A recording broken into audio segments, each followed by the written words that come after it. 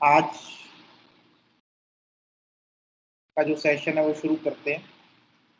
आज एक पहले एक केस करेंगे, जैसा कि टॉपिक में पता लगी हो गया होगा। कल्केरिया कार्प का एक केस है डिप्रेशन का with suicidal disposition, suicidal thoughts. तो उसके बारे में समझेंगे और उसमें से कल्केरिया का एक पार्ट, एक अंश जो उसकी बेसिक कोर को रिप्रेजेंट करता है, उसको समझने की कोशिश करेंगे इसमें।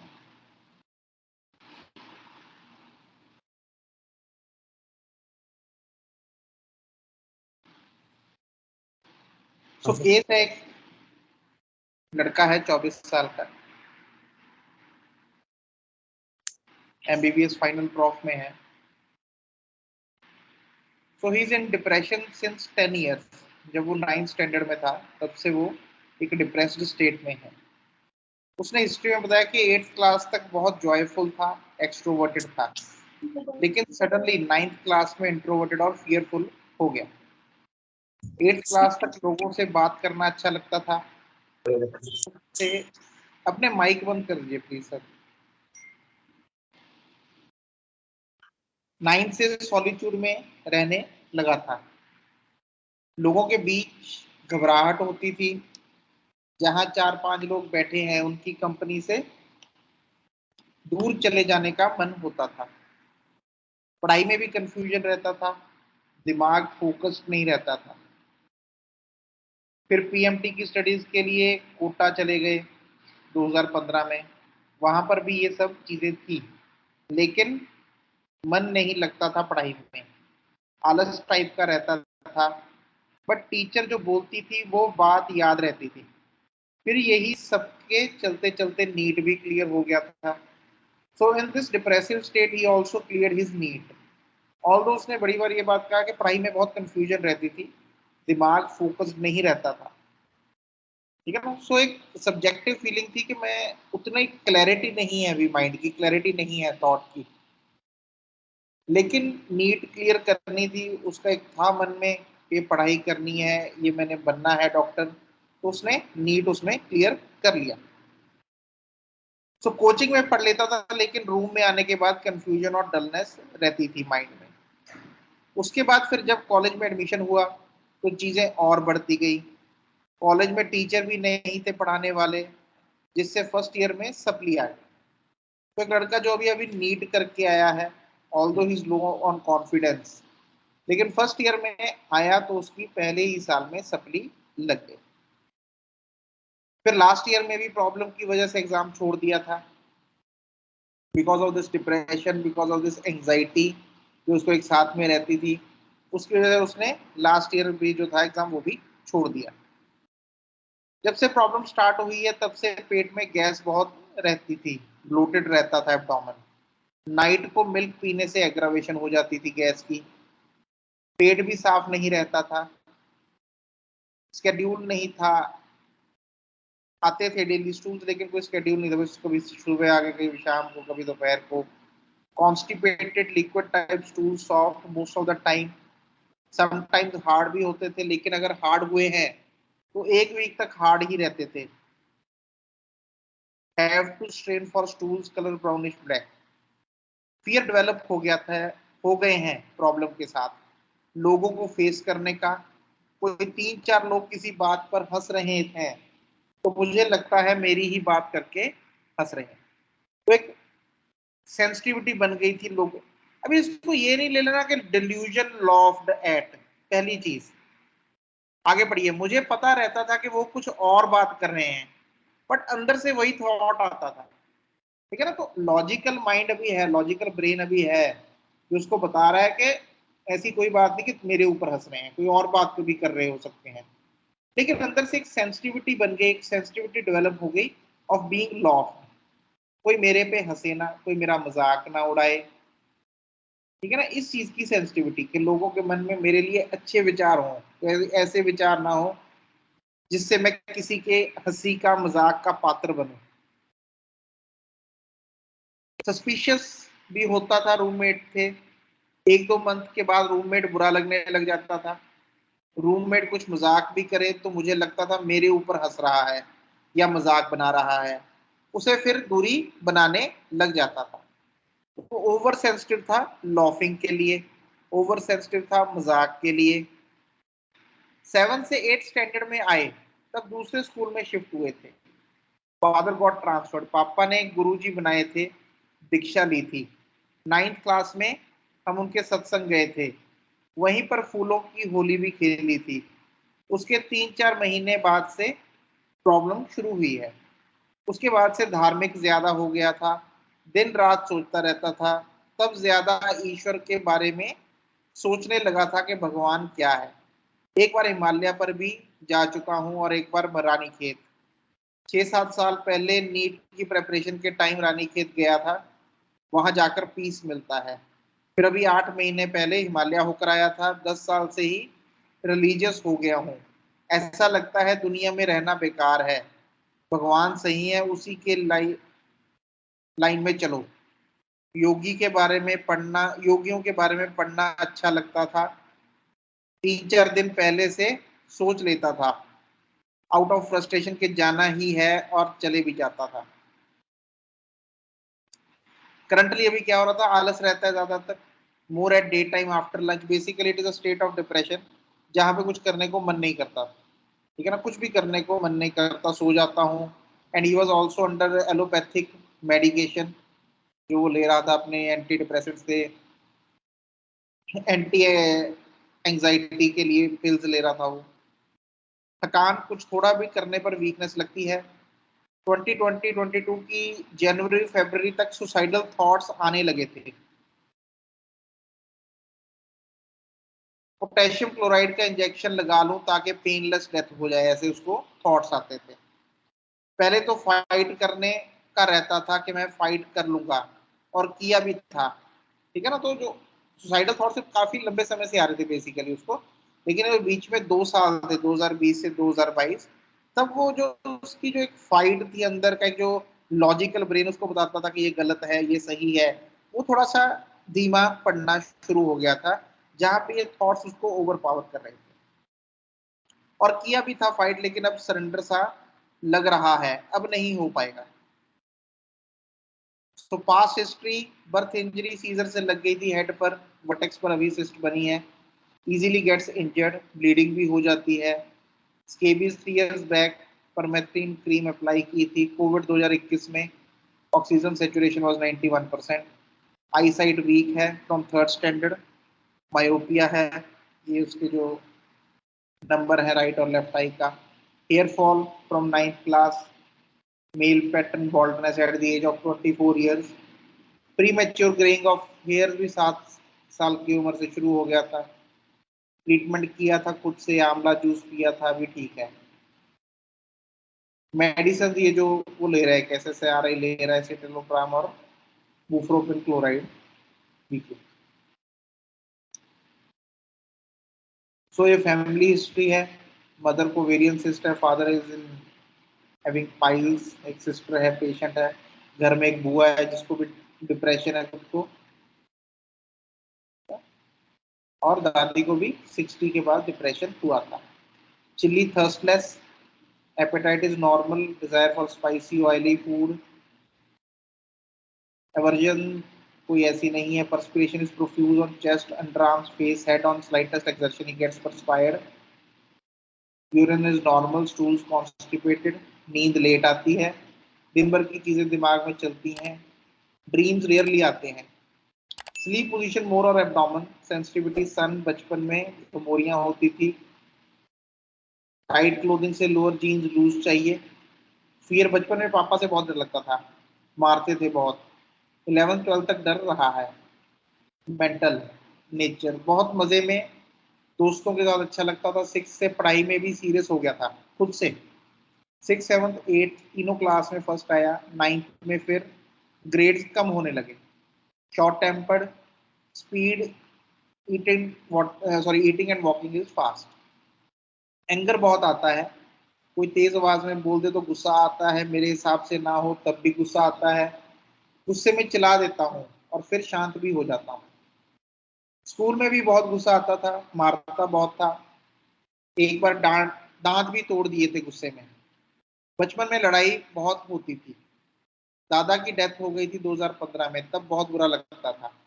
घर वालों से डिटैच रहना चाहता हूँ।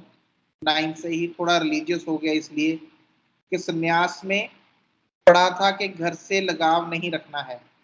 अगर घर वालों से अटैच हो गए तो ज्यादा दुख होगा, इसलिए डिटैच्ड ही अच्छा है। किसी के साथ गलत टॉलरेट नहीं होता। डिबेट स्पीच स्कूल में मॉनिटर था, प्ले में एनुअल फंक्शन में खूब पार्टिसिपेट किया है, और सडनली 9th में इंट्रोवर्ट हो गया। बट फादर ने बचपन से डाला है माइंड में कि डॉक्टर ही बनना है। पहले बहुत कुछ डिसीजन ले लेता था कि ये करना है, पीजी करना है, हॉस्पिटल खोलना है, पूरी प्लानिंग थी। लेकिन बाद में दिमाग चलना ही बंद हो गया। स्कूल में दोस्तों से मिलने की एक्साइटमेंट रहती थी, लेकिन अब दोस्त बनाने में दिक्कत होती है। मेमोरी गुड थी पहले, मैथ्स बहुत strong. So this is all about the case.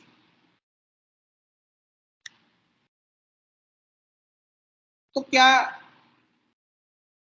समझ में आता है कैसे अप्रोच करना है? ठीक है, मेडिसिन हमें पता है, ठीक है ना, वो क्राइटेरिया दी है हमने। अब ये नहीं देखना हमने इसमें क्राइटेरिया का क्या है। आप ये सोचो कि ये केस आपके पास आया, हमारे पास आता है ये केस, तो how to approach the case. Case में हमने अप्रोच कैसे अपनी डेवलप करनी है। हमने पहले भी एक साइकेट्रिक डिसऑर्डर्स के ऊपर एक बात कर चुके हैं हम एक लेक्चर में, ठीक है ना, कि साइकेट्रिक डिसऑर्डर्स में क्या देखना है। तो थोड़ा डिस्कशन करते हैं, बताइए क्या क्या इंपॉर्टेंट पॉइंट्स है सारे केस में।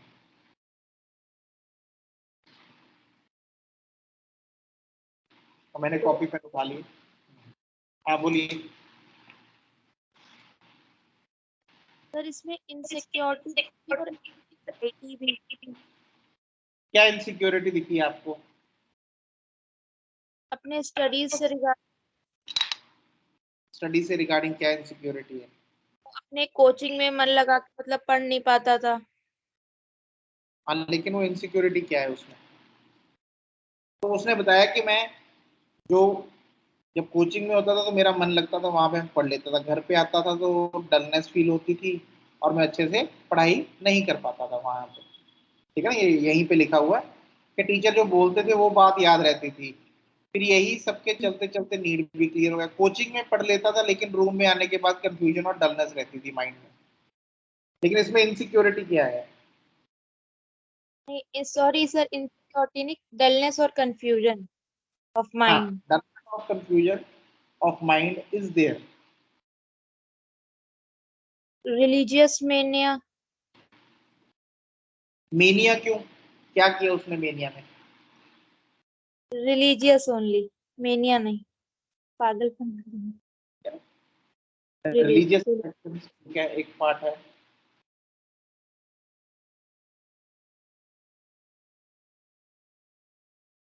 और लेकिन रिलीजियस अफेक्शन और डल तो बहुत सारी रेमेडीज हैं, अगर हम दो दो चीजों की बात करते हैं। शुरू से प्रोसेस क्या चल रहा है उसका, ये देखिए। सर जो 9th क्लास में उसका सडन चेंज आया था, तो हाँ, क्या परसेप्शन था, क्या जो वो थॉट प्रोसेस था जिसने सब कुछ चेंज किया, हमें वहां से स्टार्ट करना चाहिए। कि उसके बाद में उसने क्या फिक्सिटी बना ली, उसके बाद में क्या उसको सोरोसिफिलिटिक ट्रेट आने लगे। लेकिन क्या ये चीज 9th क्लास में आई है? नहीं सर, ये चल तो शुरुआत से रही थी, लेकिन उस टाइम ये था कि वो चीज ज्यादा गहरी होने लग गई थी। शुरुआत से क्या चल रहा था उसका? वो फादर उसके बहुत स्ट्रिक्ट थे, डांटते थे। एक फादर से फियर डेवलप था शुरुआत से ही। सर वो ठीक है। डिस्पोजिशन थी जो कि स्ट्रांग होने लग गई थी फिर अब। ठीक है। और क्या चल रहा था शुरुआत से? पेरेंट्स की तरफ से प्रेशर था स्टडीज का, कि डॉक्टर बनना है, अच्छे नंबर लाने हैं। हम्म ठीक है। सर एक चीज यहाँ पर ये भी हम देख पा रहे हैं कि उसकी फैमिली ट्रेट में वो चीज चली आ रही है, लेकिन जब हुआ क्या कि जब तक उनकी लाइफ की सिचुएशंस में उन्होंने बहुत ज्यादा एनालाइज करने की कोशिश नहीं की चीजें, या वो अपनी नॉर्मल लाइफ में रहे, जीते रहे, लेकिन जैसे ही थोड़ी सी एक 9th की एज भी ऐसी है कि हम समझना शुरू कर देते हैं चीजें, हम अपने एस्पेक्ट बनाने शुरू करते हैं, अपने हिसाब से सोचना शुरू करने की हम दुनिया से जुड़ते हैं। जब वहां पर वो आया तो उन्होंने अपने सर्वाइवल के लिए वहां पर उन्होंने क्या किया कि भी उन्होंने देखा कि फादर जो हैं वो तो मारते हैं चीजों में, तो वहां पर उन्हें एक अटैचमेंट फील हुआ नहीं। उसके बाद उसी पीरियड में वो डर उनके अंदर बैठता रहा, और उस डर से उन्होंने अपनी बातें किसी से कह नहीं पाए, इम्पोजिशन कंटिन्यूअसली हो रहा था उनके ऊपर चीजों का। फिर जब वो उन्होंने देखा कि भी एक रिलीजियसनेस, तो उनके दिमाग में एक चीज ये आई कि यार ये भी तो एक चीज है जिसके थ्रू मतलब उनको एक चीज लगने लगी, वो एक सहारे की तरह उसे देखने लगे कि जो भगवान है वो तो ऐसा है कि भाई वो एक जो इनसे लग रहा है हल्का सा कि भाई वो रिलीजियस अगर वो हुए तो होने के पीछे रीजन क्या था। इन जनरल व्यक्ति रिलीजियस क्यों नहीं होता? क्योंकि उसके पास चीजों को क्योंकि हर चीज का एक बैलेंस है कि ना तो बहुत ज्यादा हो ना वो बहुत कम हो, लेकिन अगर किसी चीज की तरफ झुकाव ज्यादा हो रहा है उसका, तो उसके पीछे का रीजन कुछ ना कुछ तो लैकिंग कहीं ना कहीं रही होगी। तो लेकिन लैकिंग वो हमें जाके मिला 9th में, उसने 9th जी के बाद रिलीजियस जी, अफेक्शन। उसके पहले ये जो थर्ड उसके स्टैंडर्ड को बोल रहा है कि मेरी आई साइड वीक होनी शुरू हो गई थी थर्ड स्टैंडर्ड में, ये क्या है? ये फिर ये है ना कि वो अपनी बात जो कहना चाहता था, चीजें जो करना चाहता था, वो कभी ना कह पाया ना वो कर पाया, क्योंकि फादर मारते बहुत थे। अब उनके दिमाग में क्या हुआ, जो वो करना चाहते थे वो कर ही नहीं पा रहे हैं ना, तो वो अपने आप ही वो चीजें क्या होने लगी। हमारी बॉडी जो भी करती है वो अपने सर्वाइवल, अपने को बचाने के लिए, फिट रखने के लिए करती है। तो जब वो चीजें वो करना ही नहीं चाहते तो वो बॉडी में खराब होनी शुरू हो गई धीरे धीरे धीरे धीरे। तो वो आई साइड, वो थॉट से सप्रेस होते होते एक टाइम ऐसा आ गया वो आ ही नहीं रहा सामने। What is I site? I site होती क्या है? What is the function of vision? Vision is one of the senses, ठीक है ना? पहले विजन को अगर समझा जाए थोड़ा बारीकी से, क्यों बच्चों की बड़े छोटी छोटी उम्र में, फर्स्ट में, सेकंड में, थर्ड में विजन वीक होनी शुरू हो जाती है? पहले इस चीज को समझा जाए। दो कारण है इसके। एक कारण है कि हमारा इनएबिलिटी या एक काइंड ऑफ डिसयूज या अब्यूज ऑफ समथिंग।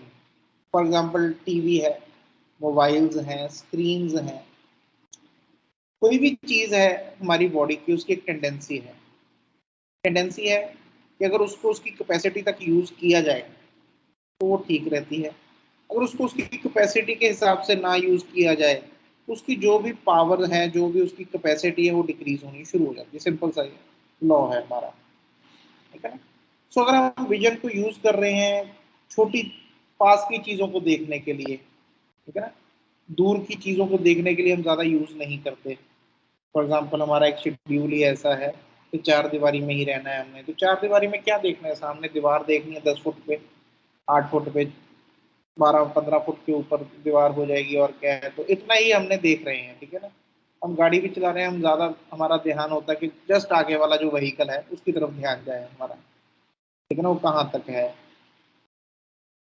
तो अगर आप देखें कि आजकल जो एक लाइफ है वो एक बड़े छोटे से पार्ट में सिमटी हुई है, कि हमारी जो विजन है या आंखों का दायरा है या जो हम देखना चाहते हैं, अगर हम 24 घंटे का एनालाइज करें तो शायद 24 में से कई कई दिन तो 24 के 24 घंटे हम इतनी दूरी से दूर देखते ही नहीं है।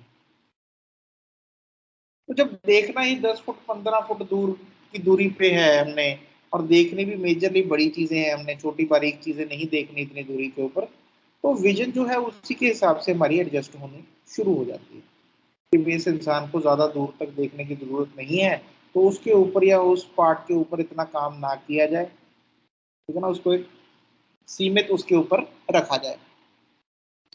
तो एक विजन में एक वीकनेस, एक देखने में वीकनेस, जो दूर की चीजें देखनी है, तो फिर हम कभी कभी जब दूर देखते हैं तो हमें लगता है यार दूर का अच्छे से नहीं दिखाई देता ज्यादा, ठीक है ना? बच्चे जो ज्यादातर इसके ऊपर लगे रहते हैं, मोबाइल के ऊपर, स्क्रीन के ऊपर, टीवी के ऊपर, बाहर नहीं जा रहे, दूर नहीं देख रहे, ठीक है ना, उनमें भी ये चीज आनी शुरू हो जाती है। लेकिन it is to some extent, it is not a harsh thing के 3 नंबर आ गया जी, 5 नंबर बन गया, 7 नंबर बन गया, ऐसे नहीं होता। ठीक है ना। हाँ चलो 0.45 हो, सॉरी 0.5 हो गया, 0.7 हो गया, 0.1 तक, वो वहां तक उसका चल जाता था। But then comes these scenarios, ठीक है, जहां पे एक मायोपिक विजन बन गई है कि सिर्फ पास का ही देखना, ज्यादा दूर का नहीं देखना। ठीक है ना। This comes basically from the feeling, हम बोलते हैं कि प्रेडेटर की फीलिंग रहती है हमेशा कि मैं जो हूं, मैं एक शिकार हूं और मेरे पीछे हमेशा एक शिकारी पड़ा है। तो शिकारी जितना पास हो उतने क्लियरली दिखना चाहिए। तो जो विजन है वो हमारी शॉर्ट विजन है, पास की विजन है, वो थोड़ी स्ट्रांग हो जाती है और दूर की विजन जो है उसको सेक्रीफाइस कर दिया जाता है।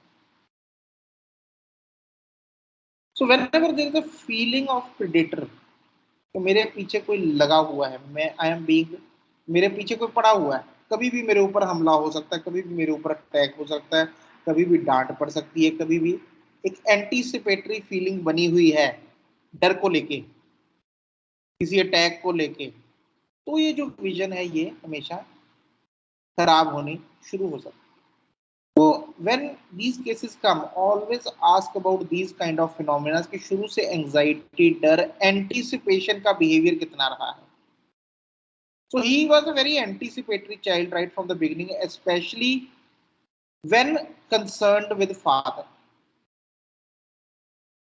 ठीक है ना। अभी उसने आगे बोला कि पापा ने ये बात बड़ी जल्दी मेरे दिमाग में डाल दी थी, क्या डाल दिया था, कि डॉक्टर ही बनना है। तो बड़ी छोटी उम्र से उसका अपना जो डिसीजन मेकिंग पावर थी वो तो छीन ही ली गई उससे।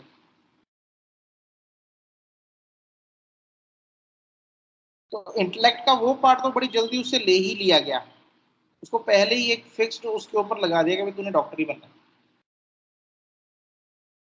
उस उम्र में जब उसको पता भी नहीं डॉक्टर होना क्या होता है वो भी नहीं पता था उसको।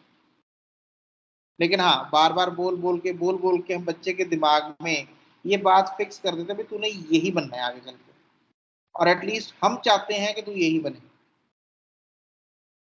ठीक है ना। तो उसकी ऐसी कंडीशनिंग हुई है शुरू से।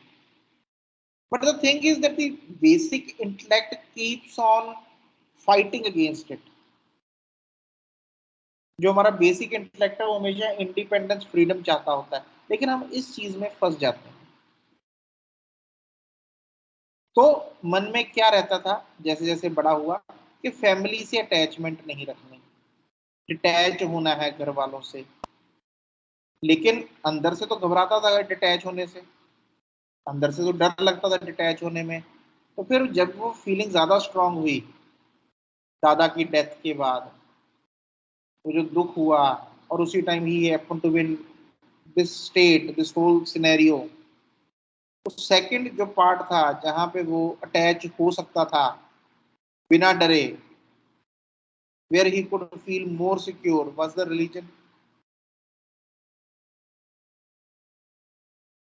ठीक है ना। तो धीरे धीरे करके उसकी वहां पे श्रद्धा बननी शुरू हो गई। तो वेन एवर, एक हमेशा याद रखिएगा कलकेरिया के बारे में, whenever Calcarea are afraid, anxious, anticipatory, first they will run towards family.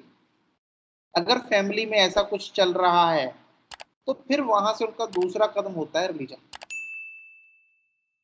क्या रूब्रिक है रिलीजियस अफेक्शंस इन चिल्ड्रन, छोटे छोटे बच्चों में, रिलीजियस अफेक्शंस इन एडोलेसेंट्स, ये भी एक रूब्रिक है। इस उम्र में रिलीजन की तरफ, धर्म की तरफ इतनी प्रवृत्ति होती नहीं है।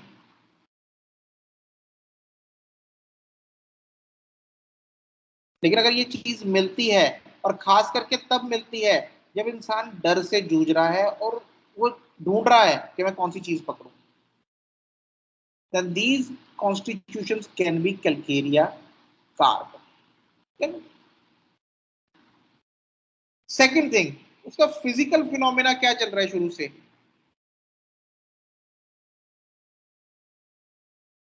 जब से प्रॉब्लम शुरू हुई है तब से पेट खराब, कॉन्स्टिपेशन रहती है। ठीक है ना। कहाँ गया पीछे, कॉन्स्टिपेशन रहती है, पेट साफ नहीं होता, मिल्क से एग्रावेशन होती है, प्रोफ्यूज पर्सपिरेशन रहा है शुरू से। बड़ी बार ना हम इसका एक पार्ट है कैलकेरिया का ये वाला, ये हमें बड़ी बार थोड़ा सा ये लगता है कि कैलकेरिया लोगों के साथ लड़ाई नहीं कर सकता या बाहर लड़ नहीं सकता या ये है वो है। होते हैं टिबिड कैलकेरिया भी होते हैं, लेकिन एक कैलकेरिया का रूप ये भी होता है बचपन में, especially when he does not have much support in family। तो ये पार्ट भी उसका निकल के आता है, उसका जितना डर है वो गुस्से में कन्वर्ट होकर बाहर निकलता है, because he has to defend. बड़ी बार मर्कसोल जैसा लगता है, मर्कसोल और कैलकेरिया बड़े पास में आ जाते हैं बिकॉज ऑफ दिस थिंग। लेकिन एक जो मेजर डिफरेंस है इन दोनों में, पर्सपिरेशन भी दोनों में होती है, ऑब्स्टिनेसी दोनों में होती है, एंगर डर दोनों में डेवलप हो जाता है, लेकिन एक जो चीज है जो इन दोनों को डिफरेंशिएट करती है, that is religious affection. Calcarea जितनी जल्दी रिलीजियस अफेक्शन की तरफ जाता है, मर्कसोल नहीं जाता। डलनेस दोनों में दिखती है, ठीक है ना। सो इस चीज का बड़ा ध्यान रखना है कि जितनी जल्दी कैलकेरिया रिलीजियस अफेक्शन में जाता है, मर्क नहीं जाता रिलीजियस अफेक्शन।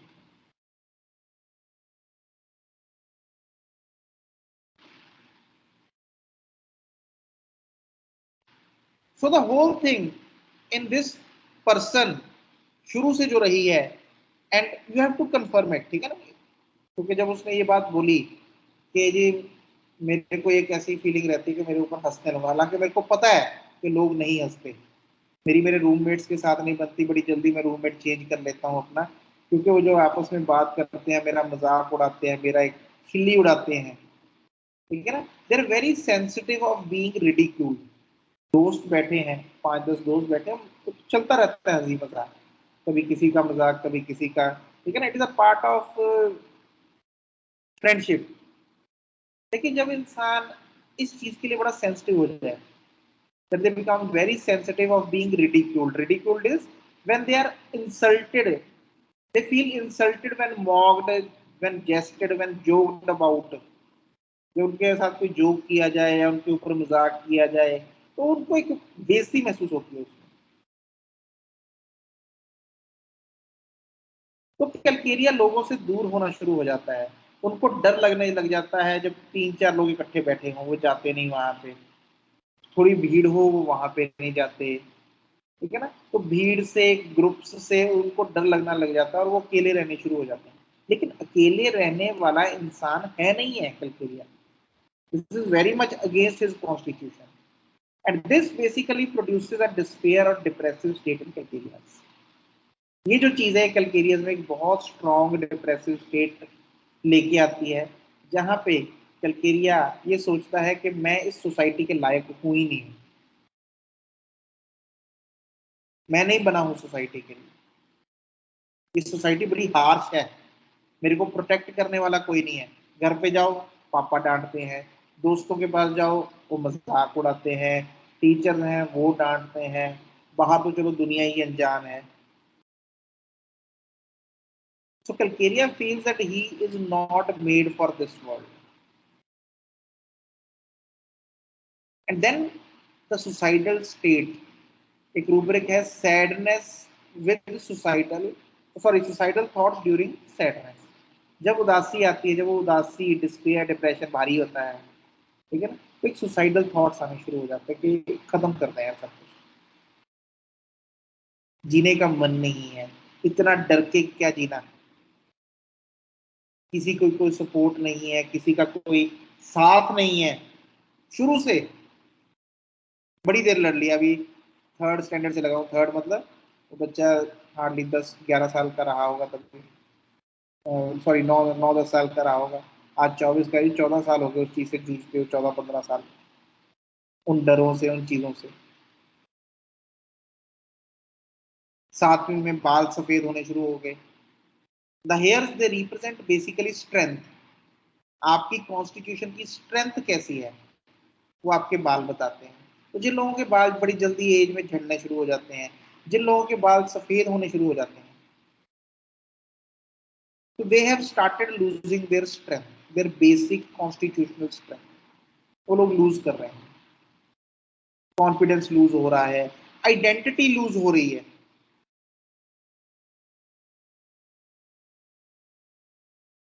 तो जो हमारी एक बेसिक हमारी कॉन्स्टिट्यूशन की स्ट्रेंथ होती है वो हम लूज करना शुरू कर देते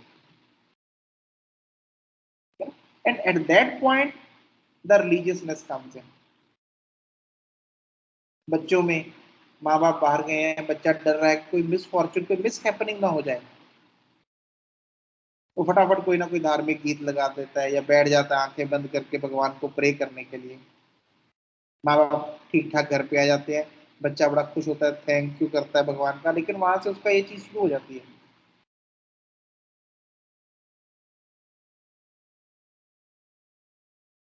so this child is always wanting, आपने बोला इनसिक्योरिटी है, लेकिन आपको, आपने कैलकेरिया सुन के इनसिक्योरिटी पे पहुंचे हो आप, लेकिन पता होना चाहिए भी इनसिक्योरिटी है किस बात की। इनसिक्योरिटी ये है कि मेरे आसपास अटैकिंग एलिमेंट्स है, लेकिन मेरे को बचाने वाला कोई नहीं है, जिनसे मेरे को उम्मीद है, फर्स्ट स्टेप उम्मीद है मेरे माँ बाप, वही नहीं मेरे को बचाने वाले हैं अभी, तो खुद मेरे ऊपर अटैक कर रहे हैं। दादा से अटैचमेंट थी लेकिन उनकी डेथ हो गई, तो उसके बाद मन भी ये करने लगा भाई बाकियों के साथ भी अटैचमेंट रख के क्या करना है।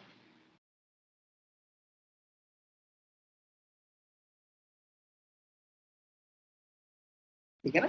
बड़ी बार कैलकेरिया के कुछ पेरेंट्स होते हैं जो पुशी होते हैं, pushy in the sense they push them to do something, बेटा उठ के योगा करो, बेटा उठ के एक्सरसाइज करो, बेटा ये खा ले वो खा ले, वो भी उसको तंग करता है। लेकिन वहां पे कैलकेरिया की ये फीलिंग नहीं आती कि मैं इनसे दूर हो जाऊं, ये तंग कर रहे हैं, मेरे ऊपर अटैक कर रहे हैं, that is not taken as attack. वो कैलकेरिया को पता होता है मेरी फिक्र करते हैं तो बोलते हैं, but then there is an attack, तू बेवकूफ है, तेरे को समझ में कुछ नहीं आता, तू कभी कुछ नहीं बन सकता, तू तो मेरी नालायक औलाद है। This is attack when they are criticised, when they are ridiculed, उसको देख के हंस रहे हैं घर में लोग, कैसे काम करता है, हंस पड़े उसके ऊपर, that is taken as attack.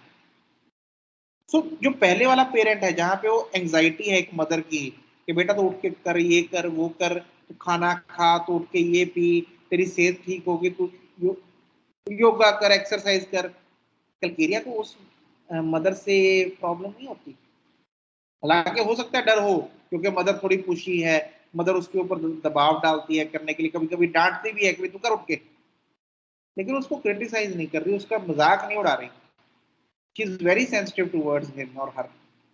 तो उस पेरेंट से कैलकेरिया उससे बहुत अटैच होता है, ऑल्दो उससे डर भी लगता होता है, ऑल्दो गुस्सा भी आता है उसके साथ, लड़ाई भी होती है, लेकिन उस पेरेंट के साथ अटैच भी है, ये पेरेंट मेरा ख्याल रखने के लिए ऐसे करता है।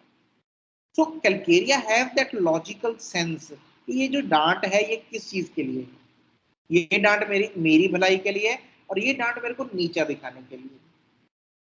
सो they have that logical reasoning, Calcarea बच्चे, ठीक है ना। तो जो पहले ये वाले पेरेंट्स होते हैं जो एंशियस होते हैं, उनके साथ कैलकेरिया बहुत अटैच होता है, उनके बिना नहीं रहता, उल्टा क्लिंग करता है उनके साथ, डरता भी है लेकिन क्लिंग भी करता है उनके साथ कि नहीं ये मेरा ख्याल रखते हैं, इनके बिना मेरा कुछ गुजारा ही है नहीं, मैं क्या करूंगा अकेला इनके बिना कुछ, वो और ज्यादा डिपेंडेंट होता है उनके ऊपर। लेकिन जो पहले वाले दोस्त पेरेंट्स वर अटैकिंग हिम, वो नहीं बर्दाश्त होता, वो उल्टा it produces more insecurity in child, और वो देखता है कि मैं किधर को भागूं अभी सपोर्ट लेने के लिए, सहारा लेने के लिए। कोई घर में दादी है, दादा है, कोई बड़ा भाई है, कोई चाचा है, कोई मामा है, अगर इनमें से कोई नहीं है तो भगवान तो है ही है। फिर जब बड़ा हो गया तो फिर पैसे हैं, बिजनेस है, वाइफ मिल गई, उसके ऊपर सपोर्ट, थोड़ा और बूढ़ा हो गया तो बच्चों के ऊपर सपोर्ट ढूंढने की कोशिश करता है। So you will find them to be like this, always needing someone on whom they can depend, on whom they can basically with whom they feel secure, चाहे वो गुस्से वाले ही हैं, चाहे वो झगड़ा करने वाले ही हैं, लेकिन अगर उसकी भलाई के लिए झगड़ा कर रहे हैं, कोई वाइफ है वो हस्बैंड के साथ झगड़ा करती है, आप बाहर से मीठा खा के आते हो, आपको शुगर है, रोज झगड़ा करती है। कैलकेरिया को वो बुरी नहीं लगती, चल मेरी फिक्र करती है इसलिए बोलती, कोई बात, ठीक है ना। लेकिन अगर उसकी कोई कमियां निकालता रहे उसको, तो उसके साथ नहीं कैलकेरिया पे उसकी बनती नहीं उसके साथ। वो चाहता है मैं इससे दूर हो जाऊं, जितना मर्जी मुझे मेरा सका हो या मेरा भाई है या मेरे, उसको होता है मैं इससे दूर हो जाऊं, because he is very sensitive to those things. So understand the sensitivity of the remedies. Understand the core part of the remedies. Calcarea को इतनी छोटी उम्र में रिलीजियस अफेक्शंस की तरफ जाने की जरूरत क्या है?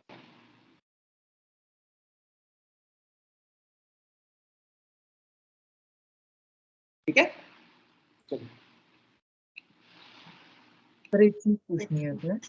हाँ जी सर मान लीजिए हमें नहीं पता अभी कि ये कैलकेरिया है या नहीं है। अब यहाँ पर दो चीजें हमारे पास हैं कि भाई एक तो चीज की मजाक। अब हमने यहाँ पर एक बात कही कि कैलकेरिया अकेले रहने वाला इंसान है और वो मजाक के डर से सोचता है कि मैं सोसाइटी के लिए नहीं बना हूं और फिर अकेला हो जाता है। लेकिन अगर हम बात करें तो औरम भी कहीं ना कहीं यही सोचता है कि भाई मैं सोसाइटी के लिए नहीं बना। वो अलग बात है कि औरम की एक फीलिंग होती है कि भाई मतलब उसके लिए वो जानता है कि मेरी एक अपनी वैल्यू है, लेकिन लोगों ने नहीं की। औरम की ये वाली चीज होती है। लेकिन जहां पर जैसे ये वाली चीज है कि भाई मजाक बना रहे हैं, तो अब यहाँ पर हमने ये वाली चीज सोची कि भाई मजाक बना रहा है, मोकिंग सोच लिया हमने, तो ठीक है हम उसको कैलकेरिया ब्राइटा इस तरफ आ गए। अब हम इस मजाक को मतलब यहाँ पर हमें क्या और क्लेरिफाई करने की जरूरत थी पेशेंट से कि अगर हम उस टाइम पर इस चीज में हमने क्यों नहीं सोचा कि क्या पता वो ये वाली चीज इसमें सोच रहा हो कि ये लोग मेरी मजाक बना रहे हैं, मेरी वैल्यू नहीं करते क्योंकि सोसाइटी के लिए नहीं बनाऊं, अकेले रहने वाला इंसान है, फिर अकेला हो जाता है। एक और चीज है कि वो फर्स्ट ईयर में फेल हुआ, फिर जब वो फेल हुआ तो जैसे और हमको ये चीज कैंट साहब लिखते हैं कि भाई वो कर नहीं पाता और वो अपने दिमाग में फिर बनाने लगता है कि भाई मेरी लोग, मैं नहीं करूंगा तो वो वैल्यू नहीं करेंगे, और फिर ये मोर ऑफ उसके दिमाग में वो चीज चलती चली जाती है, फिर वो अपनी चीजों से अलग होता चला जाता है। तो कहीं ना कहीं ये बहुत हद तक ऐसा इनके केस में भी तो हुआ है। अगर हम रिलीजियस को थोड़ा सा हटा दें तो मतलब क्या हम इस केस में फिर वहां पर हम कहीं और हम भी जा सकती है क्या किसी फेज में इनको? जितना हमने केस पढ़ा उसमें वैल्यू क्या है उसकी, उसने क्या वैल्यू क्रिएट की है? वो बचपन से मतलब 8th 9th 10th 11th में वो फर्स्ट आया था। वो वहां पर होशियार भी था, चीजें भी थी, उसने नीट भी क्लियर कर लिया। और उसके बाद जब उसकी फर्स्ट ईयर में सप्ली आई उसके बाद तो फिर वो चीजें और ज्यादा उसके ऊपर होने लगी। फेलियर 12th में भी फिर वो मतलब वहां पर वो जो चीज थी कि उसके बाद से फिर वो उठ ही नहीं पाया चीजों से अपनी, फिर फाइनल ईयर तक। ये तो एक नॉर्मल सी चीज है। वैल्यू क्रिएट करना क्या होता है? वैल्यू वैल्यू तो कैसे? एक्चुअल में हमारी नजरों में होती है, हमारी फॉरम के साथ दूसरों कर की रहे नजर। हो उसको कंपेयर, एक मिनट, ऑरम के साथ कंपेयर कर रहे हो, ऑरम क्या करता है और इसने क्या किया है? ये जो फर्स्ट आ रहा है, क्यों आ रहा है फर्स्ट? वो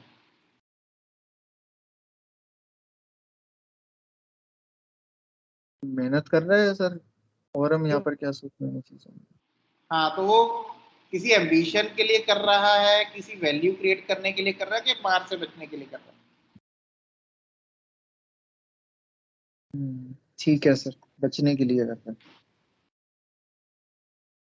ठीक है सर। आप ना सपोज करो भी उसने वैल्यू क्रिएट की। वैल्यू क्रिएट करना एक अलग चीज है। आप ऑरम के साथ तो उसको हम कंपेयर कर भी नहीं सकते। अगर आप ऑरम का पेशेंट देखो, ठीक है ना, the respect which he has gained, he has created with his hard work, with his vision, with his skills।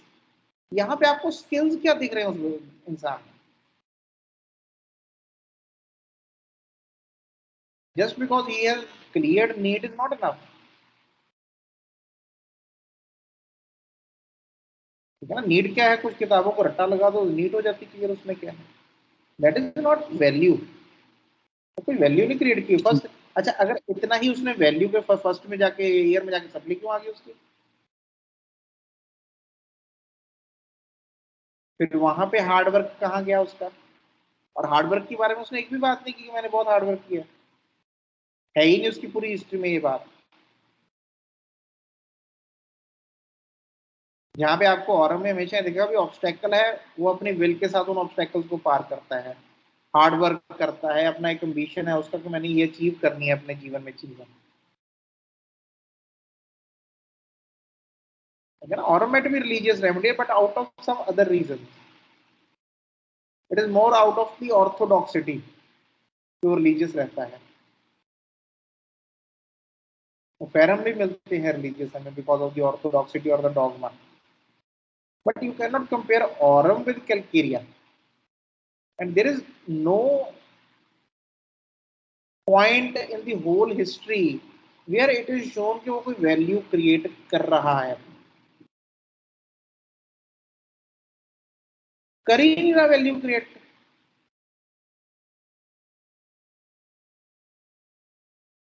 ठीक है ना? सो उसके साथ इसका कंपैरिजन हो ही नहीं सकता। हाँ ठीक है, मैं आप पल्सर टिल्ला के साथ करते हो फिर भी थोड़ा सोचता हूँ उसके बारे में, ठीक है ना? आप ब्राइटा के साथ बोलते शायद थोड़ा सोच लिया जाता, हालांकि ब्राइटा में बहुत सारी चीजें नहीं होती इसमें से,